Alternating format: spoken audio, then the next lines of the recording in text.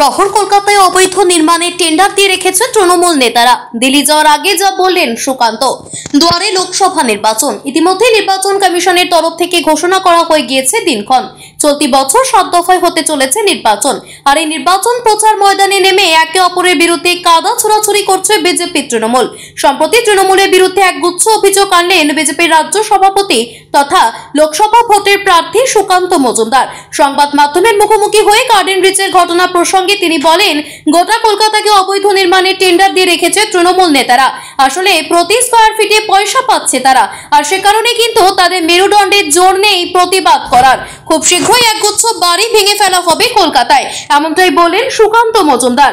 সুকান্ত মজুমদারের কথায় উত্তর কলকাতা, দক্ষিণ কলকাতা, চেতলা যেখানেই যাওয়া যাবে না কেন সব জায়গার কাউন্সিলররাই স্কয়ার ফিটের টাকা নেওয়ার অভ্যেস রেখেছেন। বিজেপির দ্বিতীয় দফার প্রার্থী তালিকা ঘোষণা হওয়া নিয়ে একগুচ্ছ কটাক্ষ ছুড়ে দিয়েছে তৃণমূল। এমনকি জুন মালিয়ার হয়ে ভোট প্রচারে গিয়ে মঞ্চে দাঁড়িয়ে একের পর এক কটাক্ষ বানে বিজেপিকে বিদ্ধ করেছেন অভিষেক বন্দ্যোপাধ্যায়। আর এবার এই প্রসঙ্গ নিয়ে মুখ খুলেন সুকান্ত, বলেন আমাদের সর্বভারতীয় দল।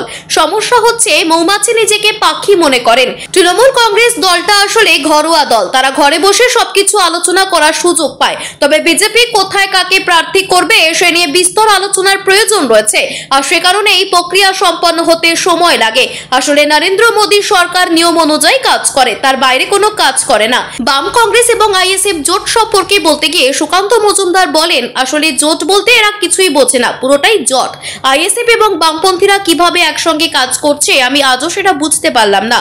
হঠাৎ করে কেন দিল্লি সফর? সাংবাদিকদের এই প্রশ্নের জবাবে সুকান্ত বলেন, আজ আমাদের বৈঠক রয়েছে, নির্বাচন সংক্রান্ত বেশ কিছু বিষয় নিয়ে আলোচনা হবে, আর সে কারণেই যাচ্ছি দিল্লি।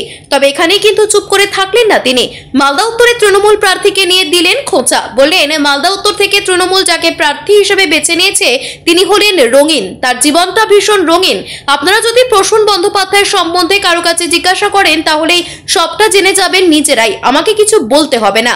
তবে এইটুকুনি বলতে পারি, উনি আইপিএস না হয়ে যদি অভিনয় জগতে পা রাখতেন তাহলে আজ উনি একজন সফল অভিনেতা হতে পারতেন। এই তো গোটা কলকাতাকে এইভাবে অবৈধ নির্মাণের যে টেন্ডার সেটা তৃণমূল নেতারা দিয়ে রেখেছে। তৃণমূল নেতারা কী করবে? প্রতি স্কয়ার ফিটে তো তারা পয়সা নেয়। তো প্রতি স্কয়ার ফিটে যদি আপনি টাকা নেন, আপনার মেরুদণ্ডে জোর থাকবে এর বিরুদ্ধে প্রতিবাদ করার। আজকে ভাঙছে, 30 বছর পর আরও প্রচুর বাড়ি ভাঙবে। এখন একটা দুটো করে ভাঙছে। আপনি উত্তর কলকাতা যান, দক্ষিণ কলকাতা যান, চেতলাতে যান, কোথায় যাবেন? কোন জায়গা নেই যেখানে স্কয়ার ফিটে কাউন্সিলররা টাকা নেয়নি? প্রত্যেক কাউন্সিলরকে স্কয়ার ফিট কাউন্সিলর বলা হয়।